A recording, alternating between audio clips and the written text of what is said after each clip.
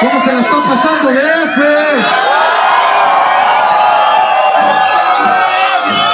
¿Cuántos son los que viven la vida bohemia, los alcohólicos?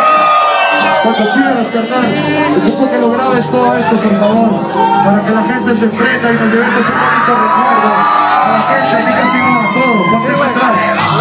Aguanta. Sí, ¿cuántos son los alcohólicos infantiles?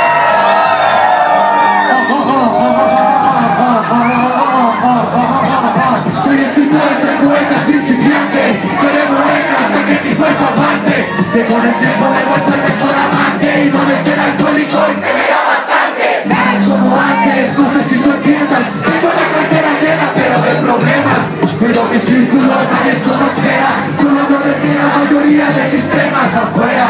Hay bastantes desamores, pero confía en ti, pasajes son rumores. Nena, no te creas algo que tú ya conoces. Yo estoy en casa escuchando defectores, o paseando con los mismos calcetines. Te invito a que camines por mis jardines, podrás hablar de amor hasta que te espines. Yo espero curarme de ti como que te examines. Normal que opines, saludos de antemano. Yo estoy sufriendo con la foto de un arcano con mis hermanos, que corta la fama. Sigue siendo borracho contigo en la misma cama.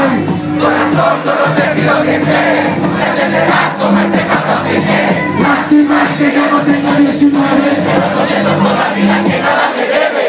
Corazón, solo te pido que esperes, tú que entenderás como este cabrón te quiere. Lástima que ya no tenga 19, pero contento con la vida que nada me debe. Soy esa última gota de bebida, soy todo ese conjunto de manos arriba, soy cada una de mis gotas de saliva. Eres el fichón por lo que queda de día. Y cada día la resaca es diferente y de ahí aprendí que nada es para siempre. Si estoy con mis amigos, la vida es excelente, pero cuando bebo me vuelvo inteligente. Yo estoy paseando por la calle de ayer, pero hoy en día tengo claro lo que quiero hacer, aunque nunca es tarde para volverte a ver y despertarme con tu aroma de mujer.